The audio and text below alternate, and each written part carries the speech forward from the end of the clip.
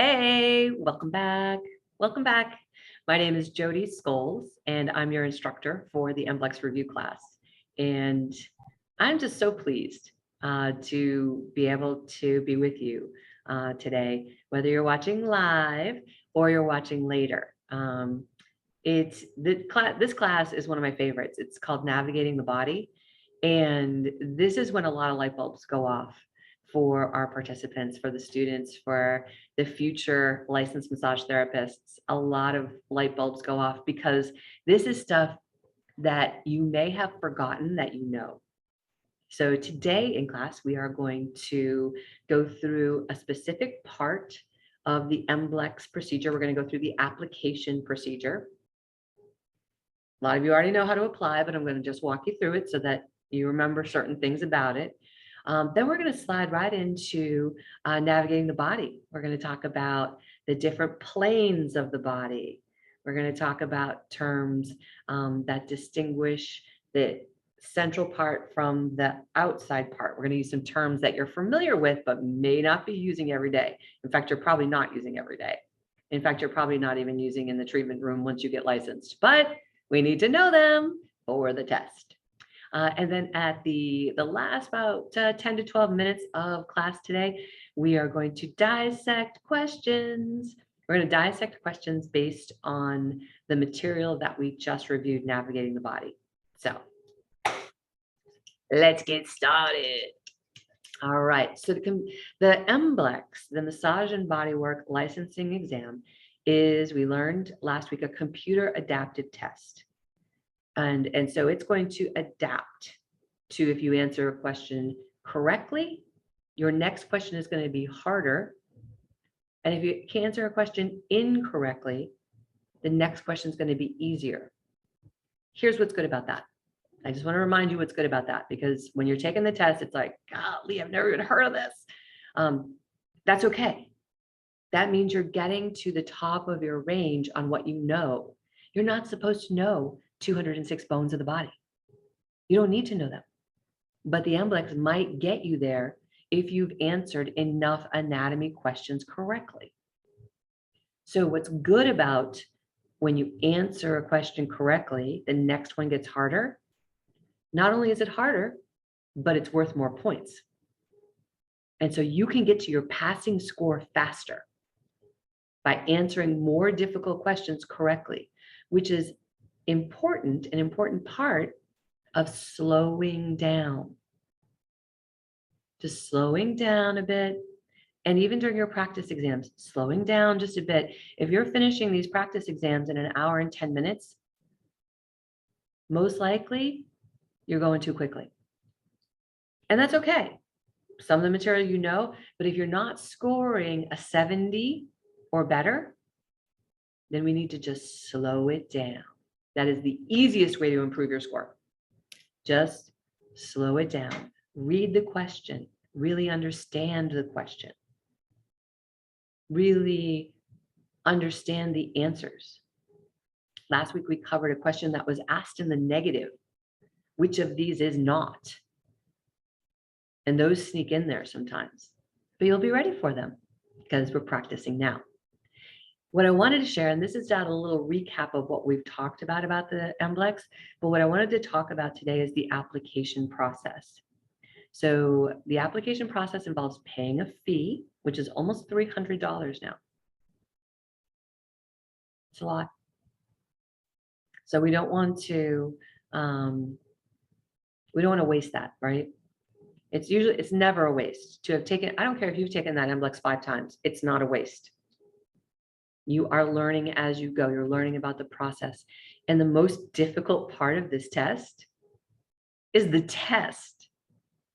Seriously. Like, you know a ton of information.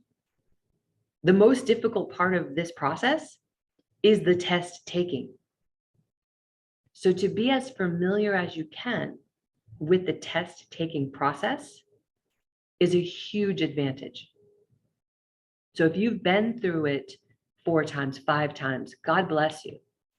But you are getting better at test taking. And that's a huge advantage.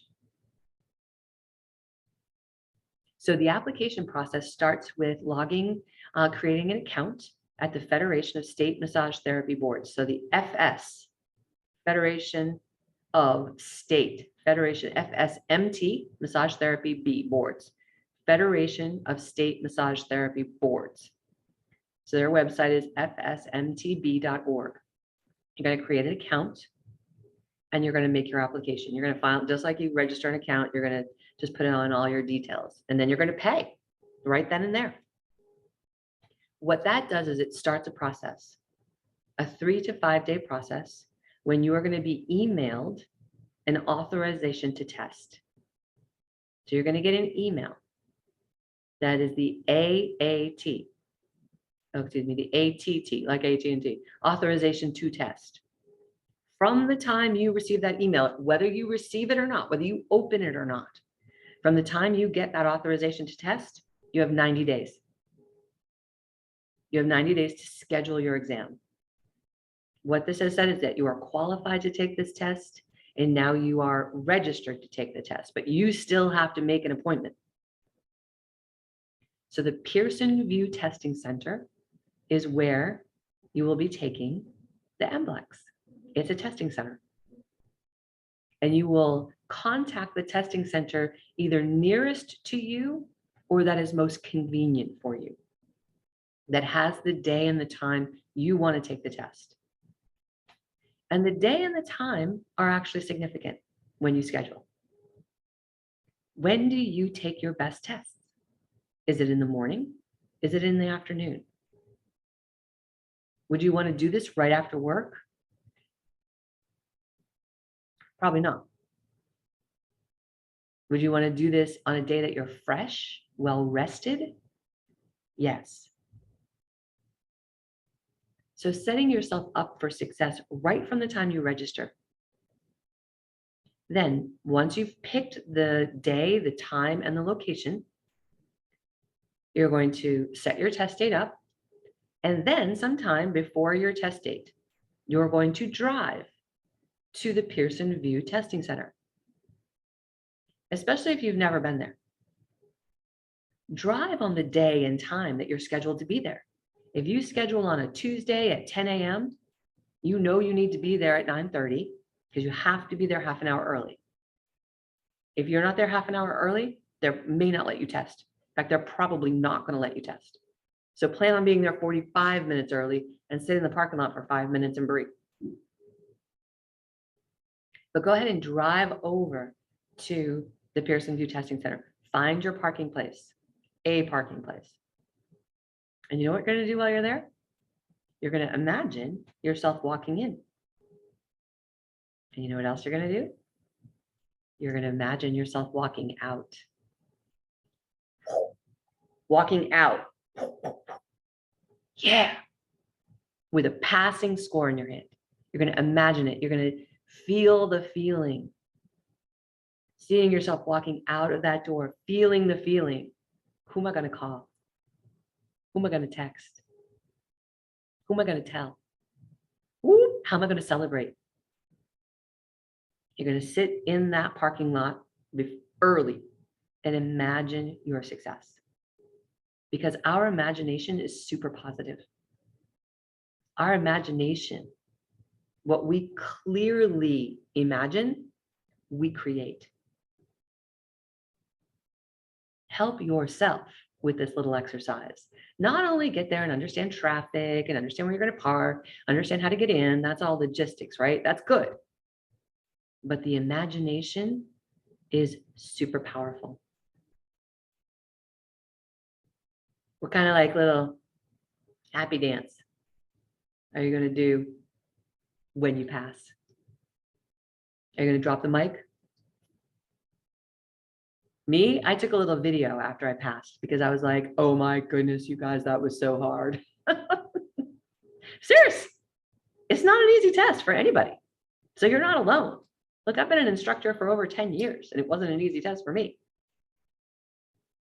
So, but what helped me in my success was controlling what I could control. And that's what we're learning.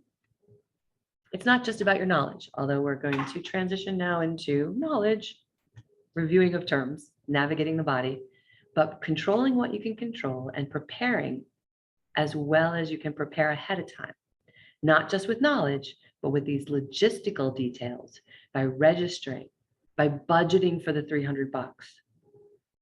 Saying, okay, I know if I start saving now, $50 a week, in 6 weeks, I'll have it.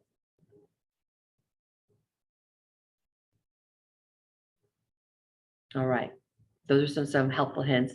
And what the part of that, the part of those helpful strategies in taking the MBLEx, my favorite is planning the reward. Planning the happy dance, planning who you're going to call.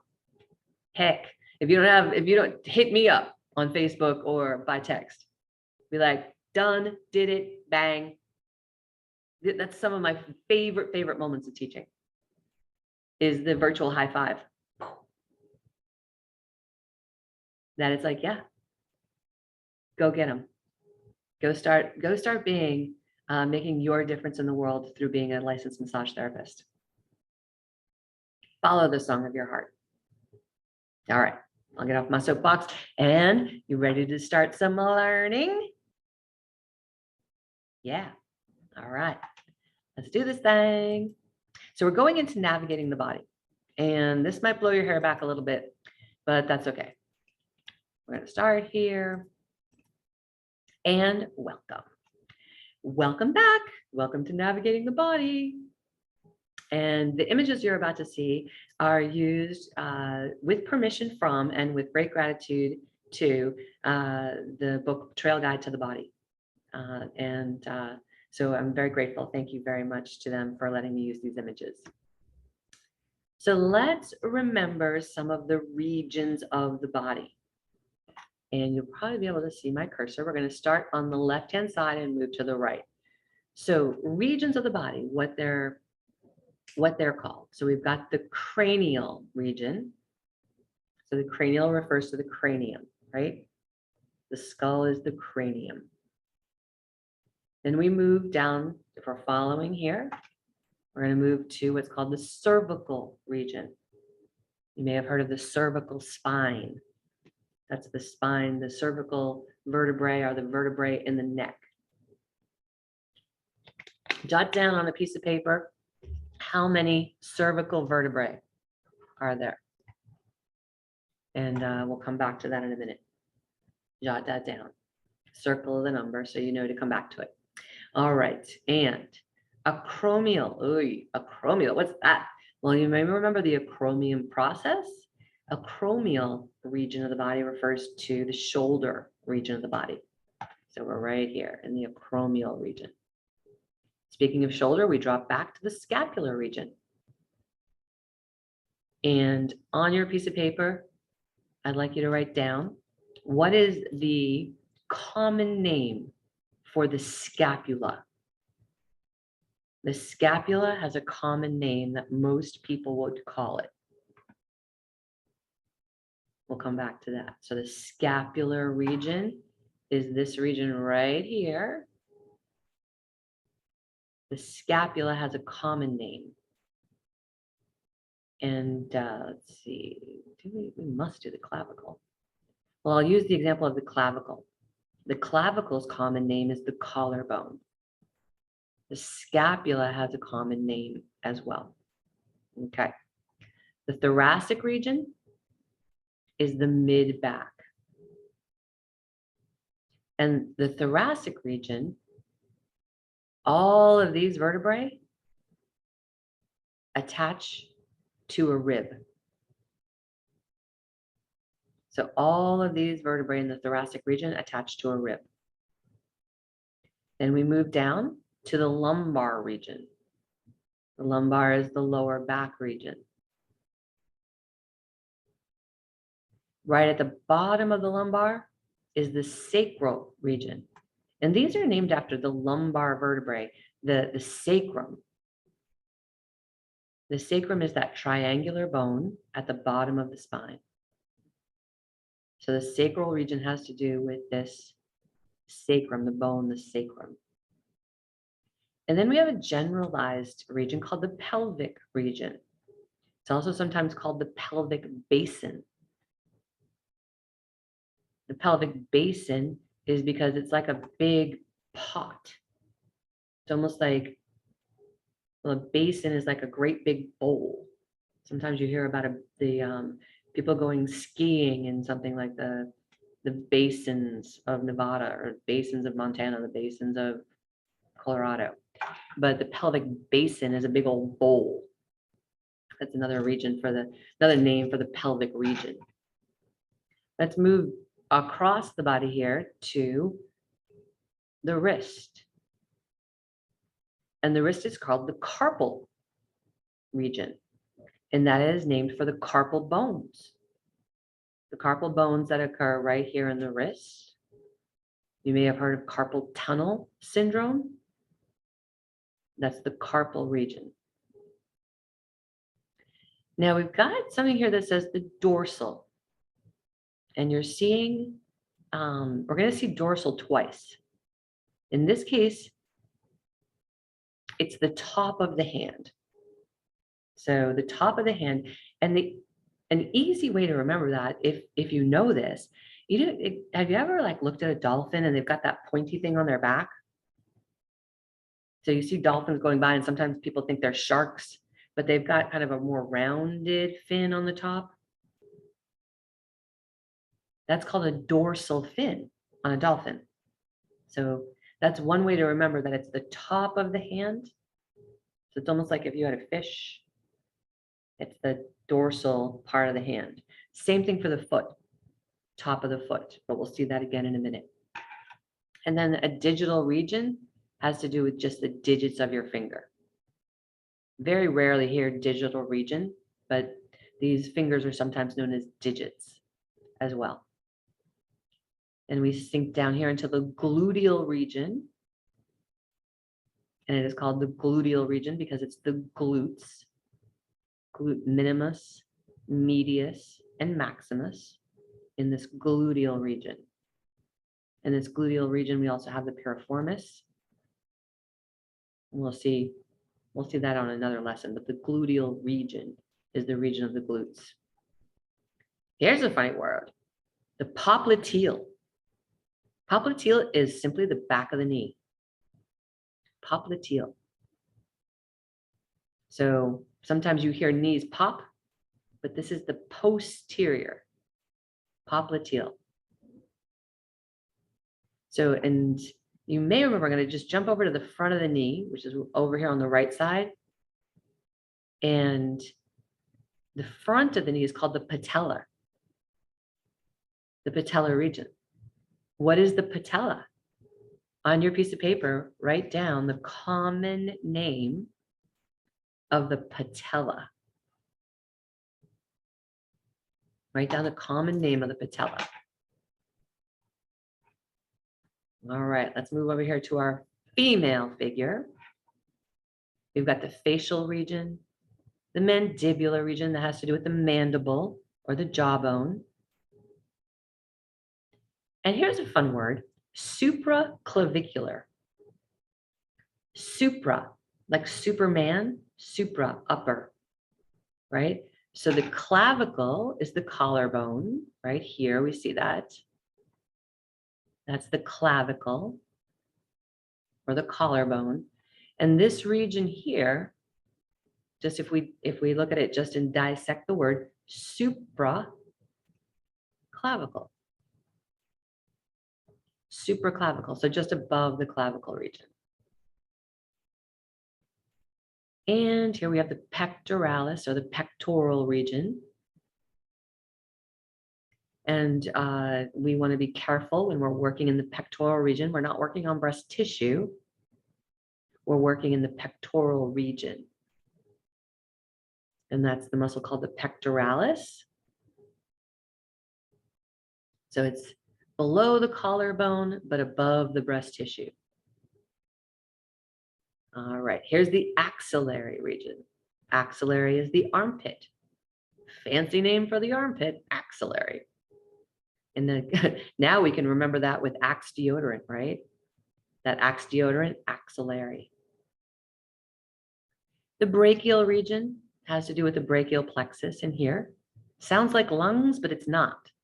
So brachial region has to do with the brachial plexus that comes off the lungs, but it's in this region. And sometimes there's some syndromes, some conditions, some pain patterns that are associated with the brachial region. Not very common, right? So look at that question really closely if you get brachial, because mostly that'll refer to the lungs. We're talking about a region of the body, not an anatomical function. So sorry that it's a little confusing, but there you have it. Cubital, fancy word for the elbow. The cubital region. Antecubital, inside of the elbow. Very rare again, you're going to see this. Very, very rare. We're going over it just so that it's in your, it's dusted off in your memory, it's in there somewhere, and if you need it, you can refer to it. But when you talk to clients, you're not saying cubital, you're saying elbow. You know? And we're gonna, last week we talked about some conditions of the elbow, right? We talked about golfer's elbow and tennis elbow. And we talked about the epicondyle. That is an anatomical part of a bone. The epicondyle is an anatomical part of the bone. This is a region. Again, you're going to hear it very rarely. More likely, you're going to hear the medial epicondyle or the lateral epicondyle. And when it's inflamed, then we add itis. Itis means inflammation, arthritis, bursitis. Itis just means inflammation.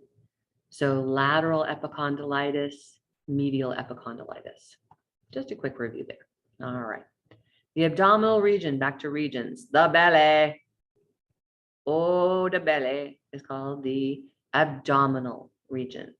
Your abdomen, your abdominal region. The inguinal. You may have some vague recollection of the inguinal ligament. Yeah, maybe. But that is the area just on each side. We're bilateral. So just under this lady's thumb in that region. So it's not the pubic region. It's lateral to the pubic. It's to the side of the pubic region. And there's a nice ligament that runs in there that can be constricted sometimes in the inguinal area. Pubic area, which is a no-go zone, right, for massage, but it's a region. Femoral, oy, oy, oy, femoral. Okay, that's named for the long bone of the leg. You get bonus points if you can tell me the long bone of the leg. Long bone of the leg. We're going to come back to that just once we finish these regions. The long bone of the leg has to do with this femoral name. All right. We're going to cross over here to the hand. And as you may guess, the palm is called the palmar region. Reading palms. We talked about the popliteal region, the back of the knee. When you hear a knee pop, sometimes you have to work the back of the knee. Now, working the back of the knee is also contraindicated right in the middle. But suffice to say that working the outside of the knee. So if the knee pops, it could be the popliteal region, but it could be the patellar region. And one of the, we'll come back to this because I had asked you to write down what's the common name of the patella. I know you know. I know you know. All right, we never hear curl, but here again is that dorsal. So remember the dolphin dorsal, dolphin swimming has that dorsal fin. It's on the top of the back of the dolphin. So the dorsal part of the hand and the dorsal part of the foot is the top of the foot. And then underneath the foot is the plantar region. And that is because of the plantar muscle. Plantar fasciitis. Yeah, you may have heard of that from runners who have plantar fasciitis. It's the muscle underneath the foot. And again, plantar fasciitis, itis, meaning inflammation. So the fasciitis, the fascia is inflamed of the plantar muscle.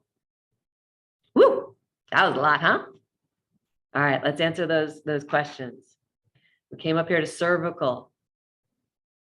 How many cervical? All right. Anyone who wants to unmic can unmic. Tell me, how many cervical vertebrae are there? Or hold it up. How many cervicals?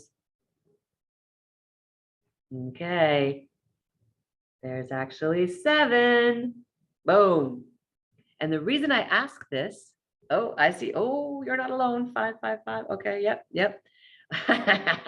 The reason I ask this is because the way we remember how many vertebrae there are is breakfast, lunch, and dinner. So breakfast, lunch, and dinner. We have breakfast at 7, we have lunch at 12, and we have dinner at 5. I know unless you're like a senior citizen, you're probably not having dinner at 5, but work with me here, right? So there are 7 cervical vertebrae, that's breakfast. In the thoracic area, there are 12 thoracic vertebrae. And then there are 5 lumbar vertebrae. So breakfast, lunch, and dinner. Yeah, good. Kind of cool way to remember it, right? A little easier. All right, we moved over here to the next question. Bonus points if you can tell me the, cool, hey, but come back here. Common name of the scapula. You can either unmic, put it in the chat. I can't get to my chat, but it'll pop up. What is the common name? So what region are we in? The common name is the shoulder, right? We're in the shoulder region. So in this area, the scapula, that kind of wing that goes back and forth is the scapula. All right, bonus points if you got the shoulder blade. The shoulder blade. Yeah, makes sense now, right? Yeah, right. So the scapular region is that shoulder blade. Yes, good. See, we're learning here. We're learning. That's why we're here. All right. Jumped over to this femoral region. Oh, this is a stretch, but maybe you remember. Maybe you remember. The long bone of the leg right here. This is called the femur.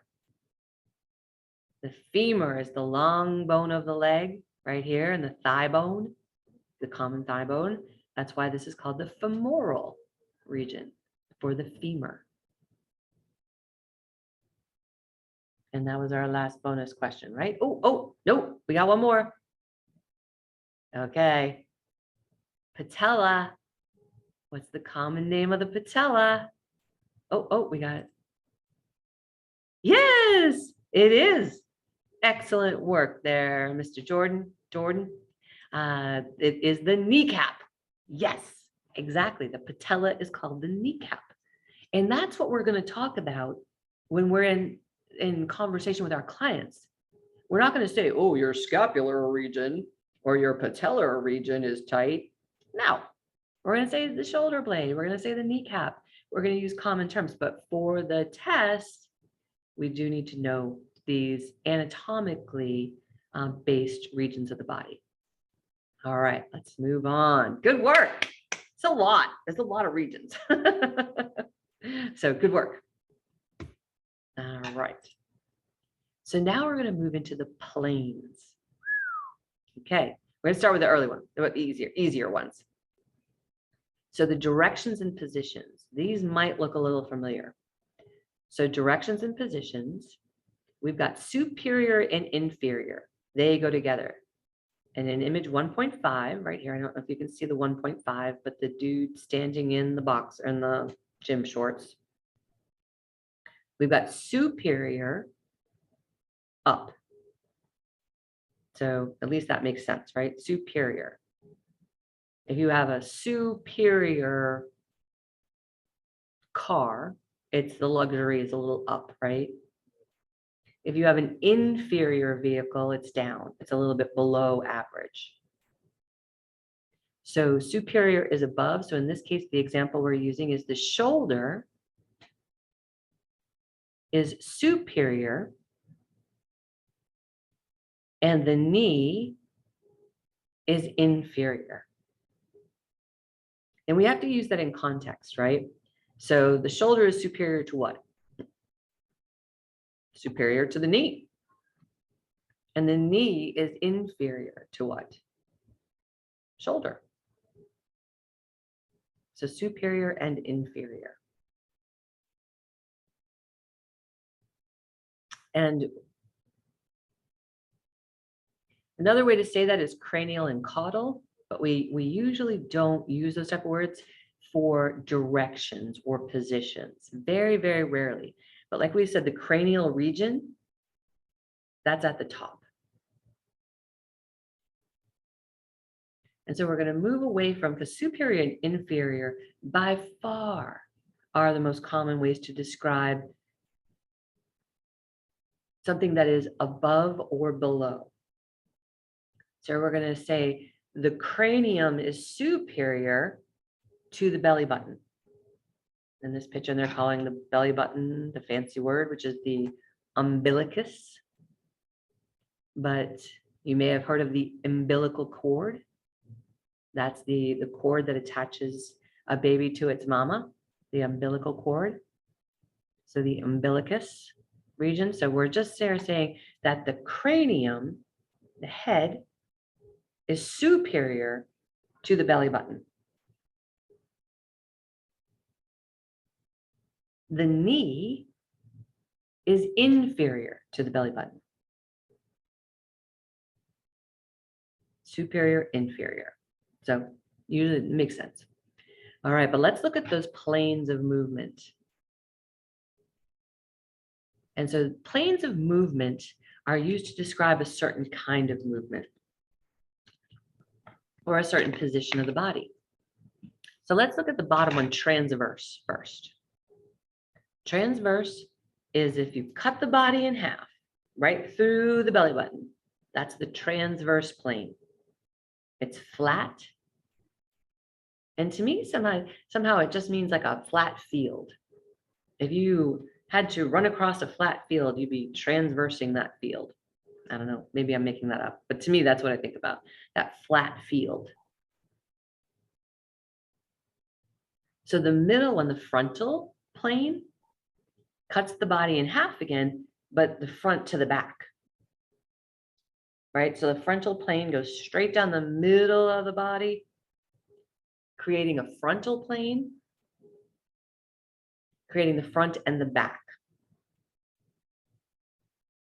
So the ear is kind of where that frontal plane goes down all the way through. So the front is everything in the frontal plane, everything in the front and the back. It defines the front from the back, that frontal plane.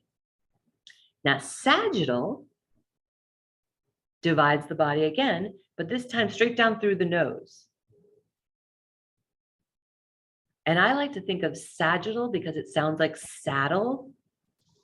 If I was sitting on a saddle, that would divide my body in half, right?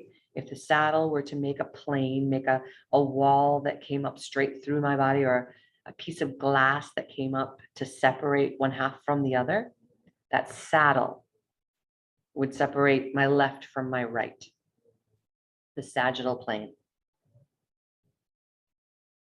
So pretty straightforward here. We're just dividing the body in half, the transverse plane top to bottom, the frontal plane front to back, and the sagittal plane left and right.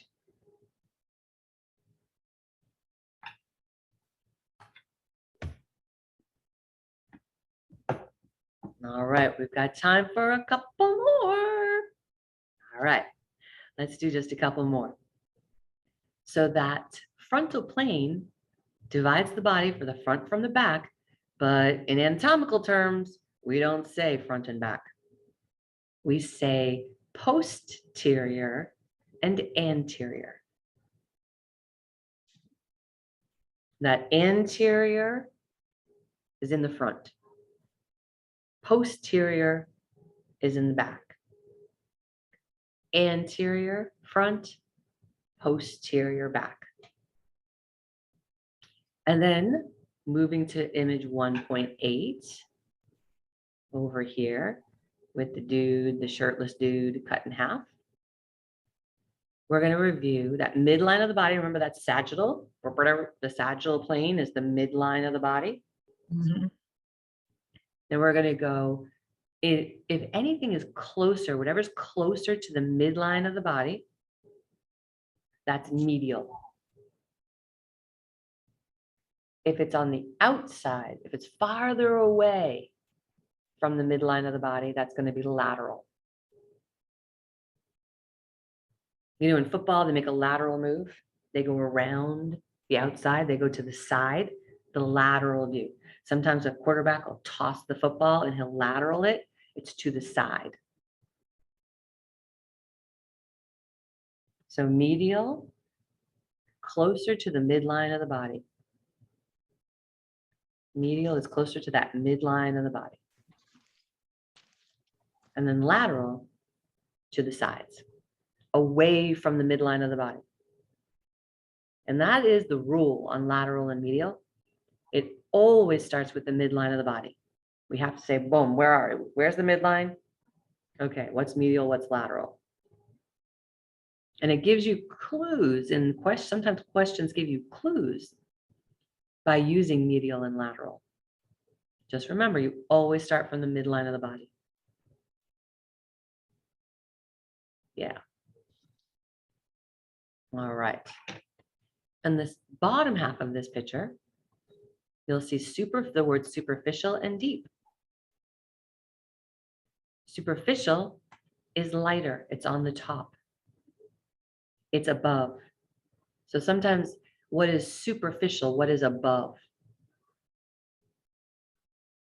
Sometimes it's used to describe touch. We're going to have superficial touch. It's going to be light touch. Deep work. Who can define deep work? Well, there are some muscles that are deeper than others. And last week we looked at the soleus, which was a calf muscle. And we looked at that calf muscle specifically because the soleus turns into the Achilles tendon. So as that soleus goes down the back of the calf, it turns into the tendon that attaches to the heel. But the soleus is a deep muscle. It's considered a deep muscle because it's under the gastrocnemius, that little heart-shaped muscle, like heart-shaped muscle. The gastrocnemius muscle, that heart-shaped muscle, is superficial to the soleus. The soleus would be considered deep. The gastroc would be considered more superficial. All right, one last term. This is a good one. Proximal and distal. And it has to do with the midline of the body, again. And it has to do with how we're describing. Proximal is further away. Oh, excuse me. Proximal is closer to the midline of the body. Closer to the midline of the body. Distal is further away. Distance, right? Distal. It's out there. It's further away. So in our first picture here, we see a P and a D. And the P is on the elbow and the D is on the wrist. And the arm is extended. So the elbow is proximal. It's proximal. It's closer to the midline of the body. And the wrist is distal because it's further away from the midline of the body. So on the leg, we have to imagine the leg is standing just with the feet just a little bit hip width apart, right? Mm-hmm. The feet are hip width apart. And that makes the knee proximal.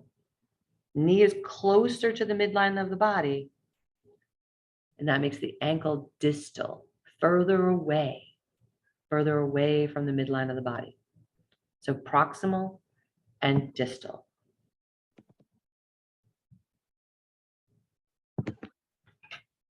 All right, I'm going to pause us right there on the directions and positions of the body, navigating the body. Woo! Yeah. We understand these terms so that we can understand the questions. Mm-hmm. Yeah. So that's the purpose. That's the purpose. And so navigating the body, the entire PowerPoint is available in your online learning, and it'll be loaded into your dashboard this afternoon. But it's also available on YouTube. If you just want to listen to it, you just want to play it in the car, you just want to like stream it through, your speakers, you can listen to that. I find it helpful to have the visual as well. Yeah. And so in the online learning center, you have the entire PowerPoint, and sorry, it's an hour, so take it in chunks. But you have the whole PowerPoint, and then you have a quiz that is subject matter specific. So those 25 questions are all going to be about navigating the body. And we're going to get a little sample right now. All right. I'm going to do a couple questions. We're transitioning into the final part of class, which is dissecting questions. Boom, bada boom. Here we go. Let's start with the first one. Oh, we didn't get to lateral flexion.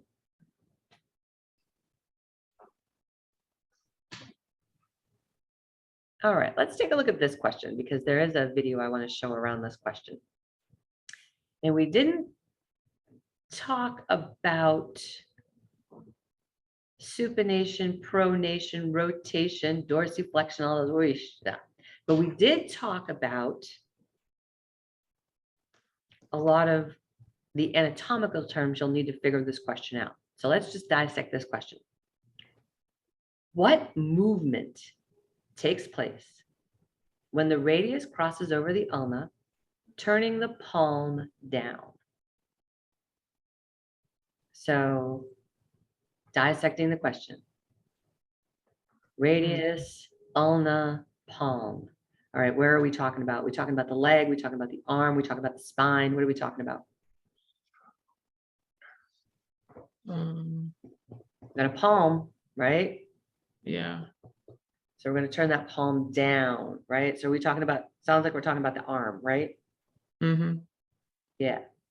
All right. So we're going to go with this movement. So what movement takes place when the radius crosses the ulna and we turn the palm down? Turn the palm down. I was thinking supination, but it could be rotation. Right. And so you know what? Both answers are correct, but one is better. So when we cross, the radius crosses over. So both answers are possible, right? Because we've got movement like this. And we know that supination and pronation happen when the radius crosses the ulna, right? So we've got supination. Let's watch this little video and see and get the answer. Okay.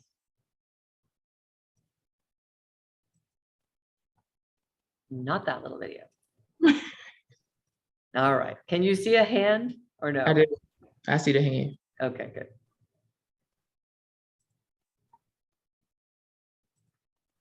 Hey everyone, this video is going to introduce you to supination and pronation of the hand and an easy way to remember the difference. So we're talking about movements of the hand or a certain stance of the hand. We're going to start with supination because that's kind of the easier one to remember, and then you can deduce what the opposite of pronation is. So start with your hand in neutral, right? Your hand is just hanging out here.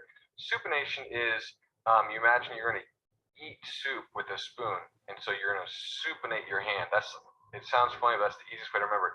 So you're holding you got an overhand grip in your spoon. You go down, you dig a big spoonful of soup, and then you supinate or you spoon it out, and that's supinating your hand.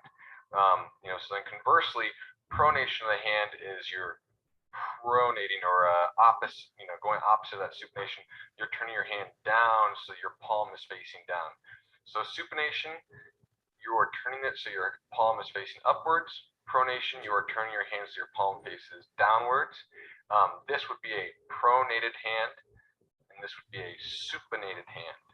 So, yeah, I know a lot of people don't eat soup that way, but I'm surprised at how well you remember it. If supination is when you take it and you turn that spoon of soup upwards, you dig out that spoon of soup.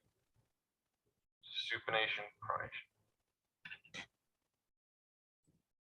All right, let's go back to our question. It's a great question. Really, because people get this wrong all the time. Because what are we doing with our hand? We're rotating, right? Mhm. We're rotating for sure. But there's a better answer. So let's eliminate 2 wrong answers. Dorsiflexion is wrong. Go I ahead. said that dorsiflexion is wrong. Yeah, dorsiflexion is out, right? We know that's out. So we got supination, rotation, or pronation, and we're looking for the best answer. All right, let's go back to the question. What takes place when the radius crosses over the ulna, turning the palm down? So pronation. Boom. Yes.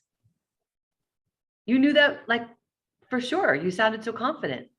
Yeah, you said that's palm down. So the key word was palm down in the question. Right, exactly. Palm down in the question, right? So the other way so this is a supinated hand, Mm-hmm. and we can hold a bowl of soup in our hand. Mm-hmm. He talked about eating soup, right? Yeah, he's talking about eating soup. Yeah. So the movement of supination is dig in and turn up. Turn up. And so when you end up with your hand like you could hold a bowl of soup, that is a supine position, and the action of supination has started. So the correct answer, as you pointed out, boom, bang, pronation. Yes, because that's what we're turning the palm down. So we're starting from here and turning the palm down. So what for the rotation, how could we make that an option to be canceled out because it's not the medical term, the terms that we use for massage? So Really? yeah, so I love your question, which is how do we eliminate rotation? Yeah. We eliminate it because it's the best answer. We're looking for the best answer. Rotation is correct, Mm-hmm. but rotation happens in many different parts of the body. We can Okay. rotate our, like here, our spine. Mm-hmm. That's rotation. I can rotate my head,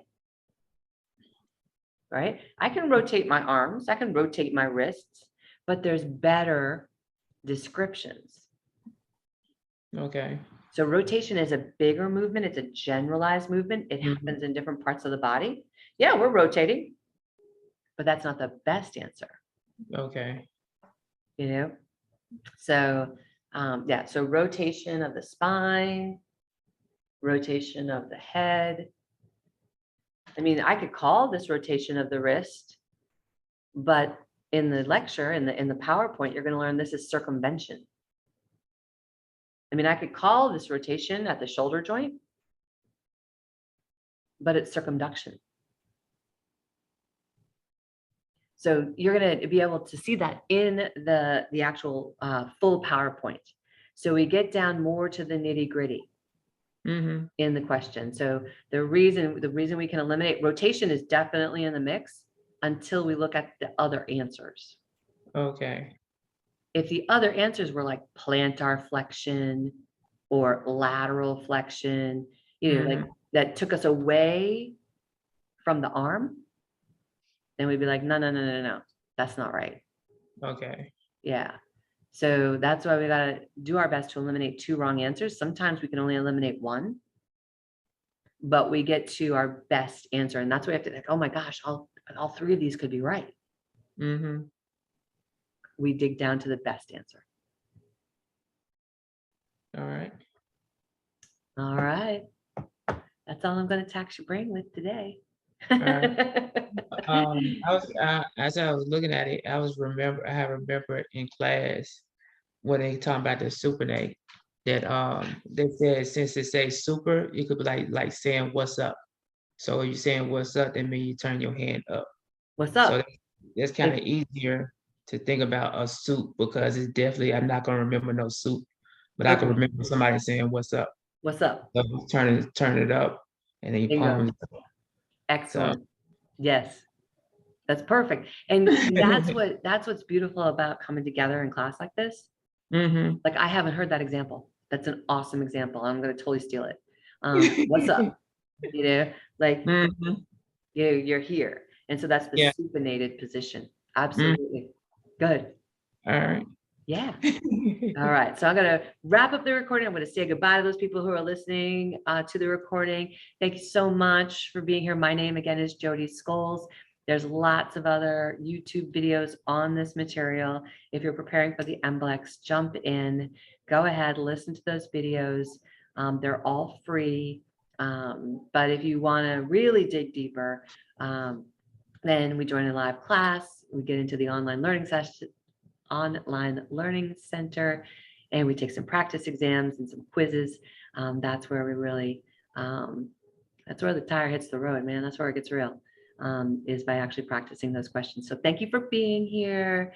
I'd encourage you to jump back in this week to the online learning center and do a class, do a quiz, and meet me back here on Tuesday. All right, bye for now.